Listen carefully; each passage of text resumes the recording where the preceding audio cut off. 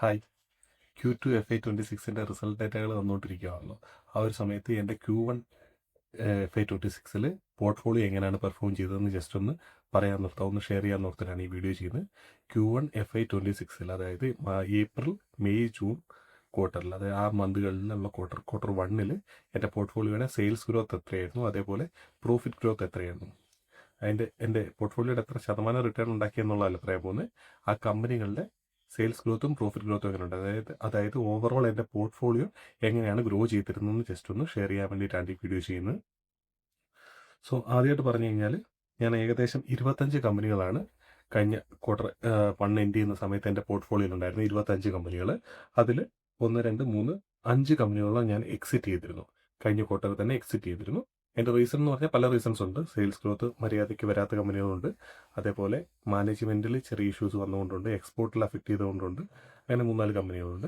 So കമ്പനികളുടെ ഒന്നും പേര് ഞാൻ അധികം ഷെയർ ചെയ്യാം. 1-2 കമ്പനികളുടെ പേര് ഷെയർ ചെയ്യാം. അതല്ലാതെ പോർട്ട്ഫോളിയോ മൊത്തത്തിൽ ഞാൻ ഷെയർ ചെയ്യാൻ ഉദ്ദേശിക്കുന്നില്ല, കാരണം അതൊരു ബൈ ഓർ സെൽ റെക്കമെൻഡേഷൻ ആയിട്ട് മാറും.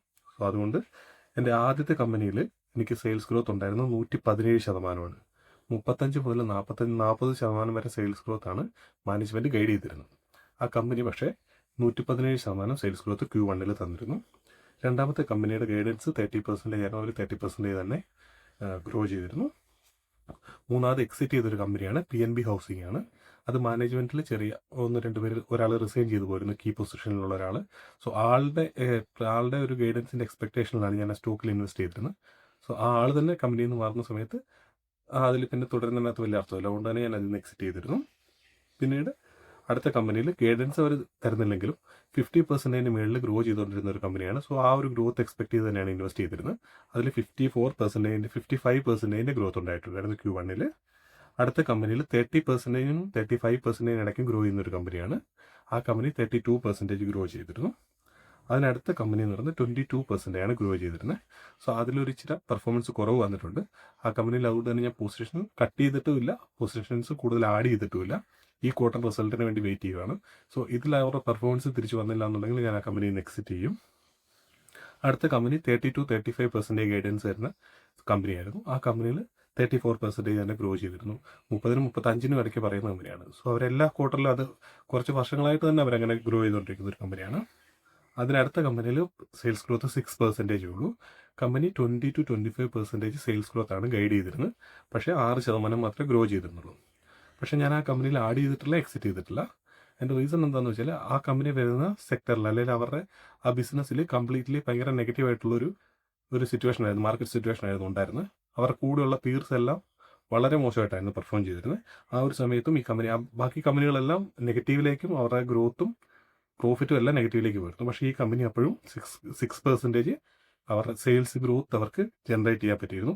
അതുപോലെ തന്നെ അവരുടെ ഫ്യൂച്ചറിലേക്കുള്ള, അതായത് Q2, Q3, Q4 അവരുടെ എക്സ്പെക്ടേഷനും കുറച്ച് കൂടുതലാണ്. അവർ 20-25% ഗൈഡ് ചെയ്ത കമ്പനി അറൗണ്ട് 20% ഗ്രോ ചെയ്യുമെന്നാണ് എപ്പോഴും പറയുന്നത്. സോ അവരുടെ Q2, Q3 റിസൾട്ടിന് വേണ്ടി വെയിറ്റ് ചെയ്യുവാണ്. അതുപോലെ അടുത്ത കമ്പനി ഞാൻ എക്സിറ്റ് ചെയ്തൊരു കമ്പനിയാണ്, ടിപ്സ് മ്യൂസിക് ആണ്. ഗൈഡൻസിനനുസരിച്ചിട്ട് പെർഫോം ചെയ്യാത്തതുകൊണ്ട് തന്നെയാണ് എക്സിറ്റ് ചെയ്തിരുന്നത്.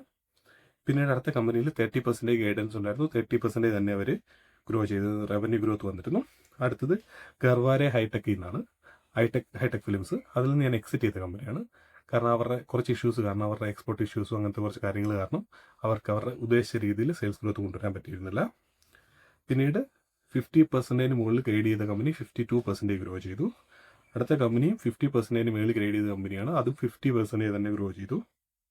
അതിനടുത്ത കമ്പനിയിൽ 40-50% എക്സ്പെക്ട് ചെയ്താണ് ഇൻവെസ്റ്റ് ചെയ്തത്. അതിൽ 56% സെയിൽസ് ഗ്രോത്ത് ഉണ്ടായിരുന്നു. അതിനടുത്ത കമ്പനിയിലും ഇതേപോലെ തന്നെ ഗൈഡൻസ് തരുന്നൊരു കമ്പനിയല്ല, പക്ഷേ 50%-ന് മുകളിലാണ് എക്സ്പെക്ട് ചെയ്താണ് ഇൻവെസ്റ്റ് ചെയ്തിരുന്നത്. അവിടെ 134% അവർക്ക് ഗ്രോത്ത് ഉണ്ടായിരുന്നത്. അത് കഴിഞ്ഞിട്ടുള്ള 2 കമ്പനികൾ എന്ന് പറഞ്ഞാൽ മൈക്രോ ഫിനാൻസിൽ വരുന്ന 2 കമ്പനികളാണ്. സോ അത് ഒരു ടേൺ അറൗണ്ട് സ്റ്റോറി നോക്കിയിട്ടാണ് ഇൻവെസ്റ്റ് ചെയ്തിരുന്നത്. ഞാൻ നേരത്തെ ഒരു വീഡിയോയിൽ ഡിസ്കസ് ചെയ്തിരുന്നു, micro finance sector completely 2024-25 completely down ആണ്. അതിന് 1-2 കാര്യങ്ങളുണ്ട്. ഒന്ന് RBIയുടെ ചില പോളിസി ചേഞ്ചസിൻ്റെ കാര്യങ്ങളുണ്ട്. പിന്നെ അതേപോലെ കർണാടകയിൽ വന്നൊരു ഓർഡിനൻസിൻ്റെ ഇഷ്യൂസ് ഉണ്ട്. സോ അതൊക്കെ കൊണ്ട് തന്നെ 2024 കംപ്ലീറ്റ്ലി ഡൗൺ ആയിരുന്നു. 2025 തൊട്ടിട്ട് ഈ ജനുവരി തൊട്ട് അവരൊരു ബേസ് ക്രിയേറ്റ് ചെയ്തിട്ട് അവിടെ നിന്നിട്ട് കമ്പനികളെല്ലാം പെർഫോമൻസ് കുറച്ച് ഇമ്പ്രൂവ് ചെയ്ത് വരുന്നുണ്ട്. അതായത് അപ്പം മെട്രിക്കുകളെല്ലാം ചേഞ്ച് ചെയ്ത് വരുന്നുണ്ട്. DPD ബക്കറ്റ്സ് നോക്കി കഴിഞ്ഞ് കഴിഞ്ഞാൽ അതിൽ ഇമ്പ്രൂവ്മെൻറ്റ് കാണാൻ പറ്റും. അവരുടെ ഡിസ്ബേഴ്സ്മെൻറ്റ് കൂടിയിട്ടുണ്ട്, കളക്ഷൻ നമ്പറുകൾ കൂടുന്നുണ്ട്, അവരുടെ കൂടുതൽ സ്റ്റാഫിനെ അവർ റിക്രൂട്ട് ചെയ്യാൻ തുടങ്ങിയിട്ടുണ്ട്. സോ മൊത്തത്തിൽ ആ കമ്പനികളിലെല്ലാം സിനാരിയോ ചേഞ്ച് ചെയ്ത് വരുന്നുണ്ട്. അതുകൊണ്ട് ടേൺ അറൗണ്ട് സ്റ്റോറി ആയിട്ടാണ് ഈ 2 കമ്പനികളിൽ ഇൻവെസ്റ്റ് ചെയ്തിരിക്കുന്നത്. സോ അതുകൊണ്ട് തന്നെ അവരുടെ സെയിൽസ് ഗ്രോത്ത് ഇവിടെ കൂട്ടുന്നില്ല.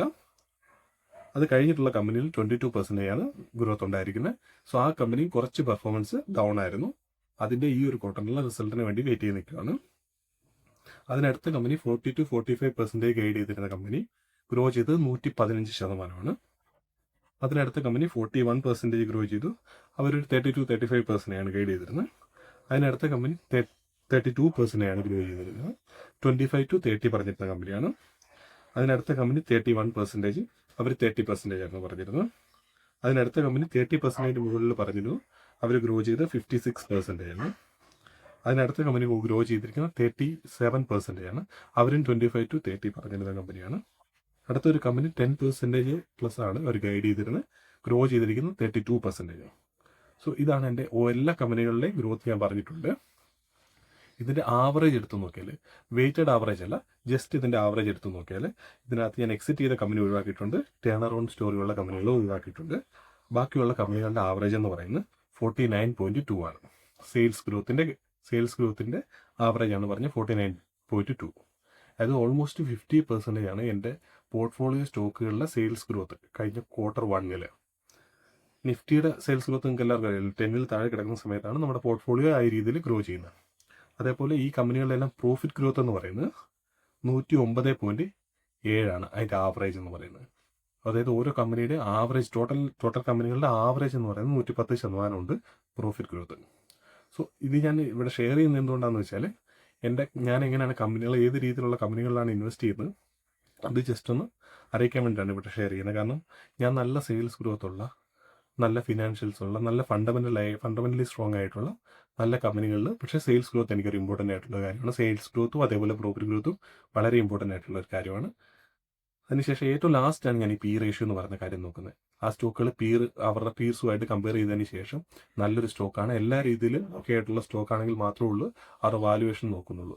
എന്നിട്ട് എനിക്ക് അഫോർഡബിൾ ആയിട്ടുള്ള വാല്യുവേഷനിലാണ് അത് അവൈലബിൾ ആകുന്നതെങ്കിൽ ഞാൻ ആ സ്റ്റോക്കുകൾ ബൈ ചെയ്യും, കീപ്പ് ചെയ്യുകയാണ് ചെയ്യാറ്. എന്നിട്ട് അത് ട്രാക്ക് ചെയ്യുകയാണ് ചെയ്യാറ്. ഇത്രയും കാര്യങ്ങളാണ് എനിക്ക് ജസ്റ്റ് ഒന്ന് ഷെയർ ചെയ്യാനുള്ളത്. ഇനിയിപ്പോൾ Q2 റിസൾട്ട് വന്നതിന് ശേഷം ഞാൻ എൻ്റെ Q2ൽ എൻ്റെ കമ്പനികളിൽ അല്ലെങ്കിൽ എൻ്റെ മൊത്തം പോർട്ട്ഫോളിയോ എങ്ങനെ പെർഫോം ചെയ്തെന്ന് ഒരു വീഡിയോ തന്നെ പിന്നീട് എല്ലാ റിസൾട്ടും വന്നതിന് ശേഷം നമുക്കത് ചെയ്യാം. നിങ്ങൾക്ക് താല്പര്യം ഉണ്ടെങ്കിൽ നിങ്ങളുടെ പോർട്ട്ഫോളിയോയിൽ എങ്ങനെയാണ് സെയിൽസ് ഗ്രോത്തും പ്രോഫിറ്റ് ഗ്രോത്തും വന്നിരിക്കുന്നതെന്ന്, കഴിഞ്ഞ ക്വാർട്ടറിൽ എങ്ങനെയായിരുന്നു എന്നുള്ളത് വേണമെങ്കിൽ താല്പര്യമുള്ളവർക്ക് കമൻറ്റായിട്ട് രേഖപ്പെടുത്താം. നമുക്ക് അടുത്തൊരു വീഡിയോയിൽ കാണാം.